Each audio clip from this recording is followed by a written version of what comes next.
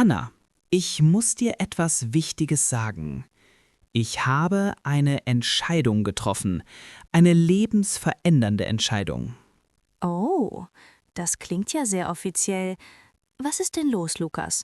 Hast du endlich entschieden, deine Socken nach Farben zu sortieren? Viel größer als das. Anna, ab morgen werde ich Astronaut. Astronaut. Du meinst ein Mensch, der ins Weltall fliegt? Mit Raketen und so? Ganz genau. Ich habe darüber nachgedacht.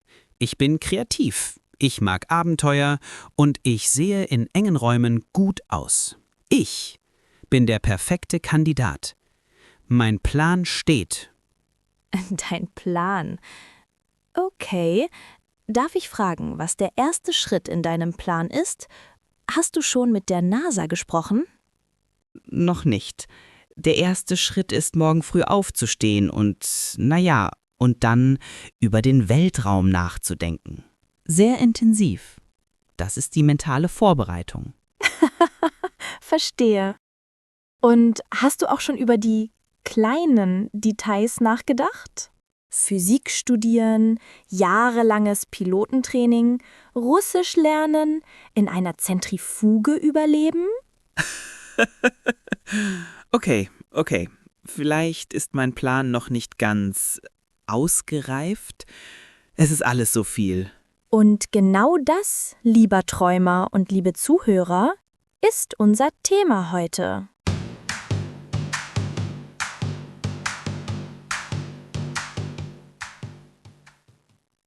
Hallo und herzlich willkommen zu Deutsch lernen mit Anna und Lukas. Ich bin Anna. Und ich bin Lukas und mein Traum, Astronaut zu werden, ist gerade nach 90 Sekunden geplatzt. Aber das ist nicht schlimm, denn heute sprechen wir genau darüber, warum große Träume uns oft lähmen und wie die Magie der kleinen Schritte uns wirklich ans Ziel bringt. Ah, du meinst das berühmte Sprichwort, wie isst man einen Elefanten? Genau. Und die Antwort ist Stück für Stück oder Bissen für Bissen. Ein riesiges Ziel wie Astronaut werden oder fließend Deutsch sprechen ist wie ein riesiger Elefant. Wenn man davor steht, weiß man gar nicht, wo man anfangen soll. Ja, das Gefühl kenne ich so gut. Es ist überwältigend. Man ist so beeindruckt von der Größe des Ziels, dass man einfach gar nichts macht. Man ist wie gelähmt. Das ist ein psychologisches Phänomen. Man nennt es Analyse-Paralyse. Man analysiert das riesige Problem so lange, bis man komplett blockiert ist. Und was macht man dann? Man prokrastiniert. Man schaut sich lieber Katzenvideos an, weil das eine kleine, einfache Aufgabe ist, die man bewältigen kann. Im Gegensatz zum Elefanten. Ich glaube, jeder kennt dieses Gefühl. Man will zum Beispiel fit werden. Das ist ein riesiger, unspezifischer Elefant. Oh ja, das habe ich letztes Jahr probiert. Mein Ziel war fit werden. Der erste Schritt war, die teuersten Laufschuhe zu kaufen, die ich finden konnte. Sie sahen sehr professionell aus. Und? Bist du dann gelaufen? Nein. Sie stehen immer noch im Karton. Denn der nächste Schritt war unklar. Sollte ich einen Marathon laufen? Sollte ich ins Fitnessstudio gehen und 100 Kilo heben? Sollte ich nur noch Salat essen? Es war alles zu viel. Also habe ich lieber nichts gemacht. Aber ich habe tolle Schuhe. Das ist das perfekte Beispiel. Das Ziel war zu groß und zu vage. Die Lösung ist, den Elefanten in winzig kleine, fast schon lächerlich kleine Stücke zu schneiden. Wie klein. So klein, dass es unmöglich ist, Nein zu sagen. Es gibt eine Methode, die nennt sich die Ein-Minuten-Regel. Die Ein-Minuten-Regel? Das klingt nach etwas, das sogar ich schaffen kann. Genau. Sagen wir, dein Ziel ist mehr lesen. Anstatt zu sagen, ich muss jede Woche ein Buch lesen, was ein großer Druck ist, sagst du, ich werde jeden Tag 1 Minute lang lesen. Hm, eine Minute? Aber was bringt das? In einer Minute liest man ja nur eine halbe Seite. Das Ergebnis ist am Anfang egal. Das Ziel ist nicht, das Buch schnell zu lesen. Das Ziel ist, eine neue Gewohnheit aufzubauen. Es ist so gut wie unmöglich, eine Ausrede zu finden, um nicht eine Minute zu lesen. Ich habe keine Zeit, ist keine Ausrede. Das stimmt. Niemand ist so beschäftigt. Und was passiert, wenn man eine Minute liest? Oft liest man dann freiwillig 5 oder 10 Minuten weiter, weil man schon mal angefangen hat. Und selbst wenn nicht, hast du dein Ziel für den Tag erreicht. Du hast gewonnen. Man baut Momentum auf. Und man fühlt sich jeden Tag erfolgreich, anstatt sich schlecht zu fühlen, weil man das große Ziel nicht erreicht hat. Exakt. Man kann das auf alles anwenden. Du willst Gitarre spielen lernen? Übe jeden Tag nur eine Minute. Du willst meditieren? Meditiere eine Minute. Das Wichtigste ist, die Kette nicht zu unterbrechen. Die Kette? Stell dir vor, jeder Tag, an dem du deine kleine Aufgabe erledigst, ist ein Glied in einer Kette. Nach einer Woche hast du eine kleine Kette. Nach einem Monat ist sie schon länger. Dein einziger Job ist, die Kette nicht unterbrechen. Don't break the chain. Mhm. Okay, das gefällt mir. Das ist psychologisch sehr clever. Lass uns das mal auf ein realistisches Ziel anwenden. Nicht Astronaut werden. Sagen wir, ich will Spanisch lernen für meinen Urlaub nächstes Jahr. Perfekt. Der Elefant ist also fließend Spanisch sprechen. Das ist riesig und demotivierend. Ja, total. Okay, schneiden wir ihn in Stücke. Was ist ein realistisches Ziel für den Urlaub?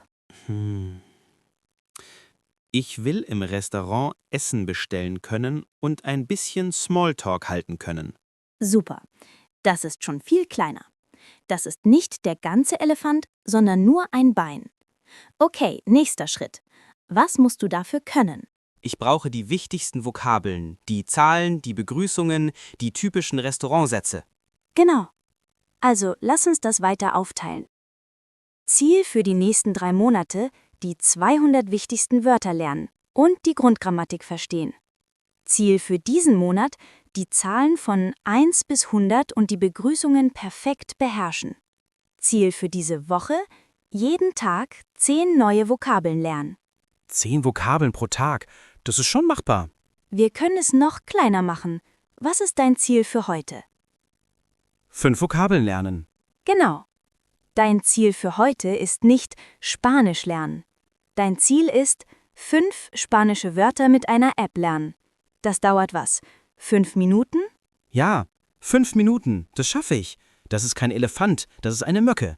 Die kann ich fangen. Siehst du, und morgen fängst du die nächste Mücke und übermorgen wieder eine.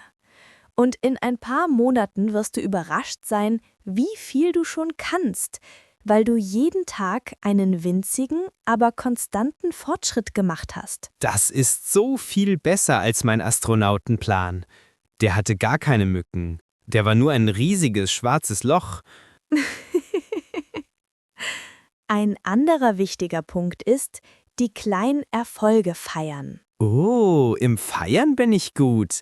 Wenn ich 5 spanische Wörter gelernt habe, esse ich zur Belohnung eine ganze Pizza.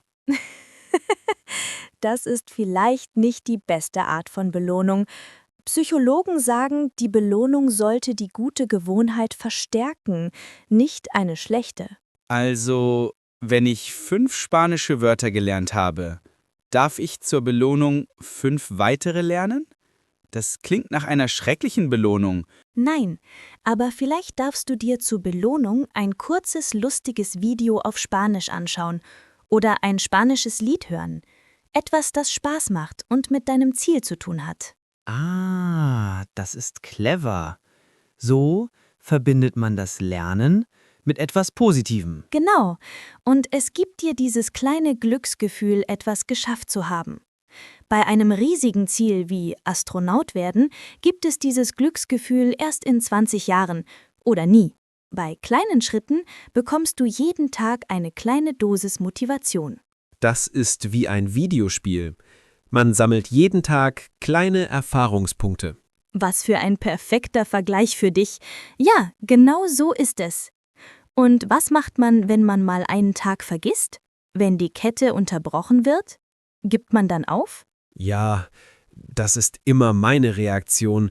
Ich denke dann, ach, jetzt habe ich es sowieso schon vermasselt. Dann ist es auch egal. Das ist der häufigste Fehler.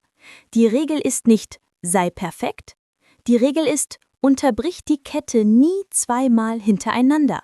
Oh, das ist gut. Wenn du einen Tag auslässt, weil du krank warst oder einfach keine Energie hattest, kein Problem, das passiert. Aber am nächsten Tag ist es super wichtig, wieder weiterzumachen, auch wenn es nur für 1 Minute ist. Es geht nicht um Perfektion, es geht um Beständigkeit. Consistency. Das nimmt so viel Druck weg. Es ist okay, nicht perfekt zu sein. Man muss nur wieder aufstehen und weitermachen. Genau. Kleine Schritte, große Träume. Und viel Geduld mit sich selbst. Das ist ein tolles Schlusswort. Und das bringt uns zu unserer Frage an euch, liebe Elefantenesser und Mückenfänger. Wir wollen von euch wissen, was ist euer großer Traum, euer riesiger Elefant? Das kann alles sein. Eine neue Sprache lernen, ein Instrument, ein eigenes Unternehmen gründen. Und jetzt die wichtigste Frage. Was ist der eine, winzig kleine, fast schon lächerlich einfache Schritt, den ihr heute noch dafür tun könnt? Nicht morgen, heute. Es kann sein, eine E-Mail zu schreiben, ein Wort zu lernen, 1 Minute zu lesen. Schreibt uns euren großen Traum und euren winzigen ersten Schritt in die Kommentare. Lasst uns gegenseitig inspirieren. Das ist eine super Aufgabe. Ich werde auch etwas in die Kommentare schreiben. Oh ja? Was denn? Mein großer Traum, Astronaut werden. Mein winziger erster Schritt für heute, das deutsche Wort für Spaceship lernen. Es ist das Raumschiff. Siehst du, ich habe schon angefangen. Das ist der Geist, Lukas. Ich bin stolz auf dich. Danke an alle fürs Zuhören. Vergesst nicht, esst eure Elefanten Stück für Stück. Bis zum nächsten Mal. Tschüss.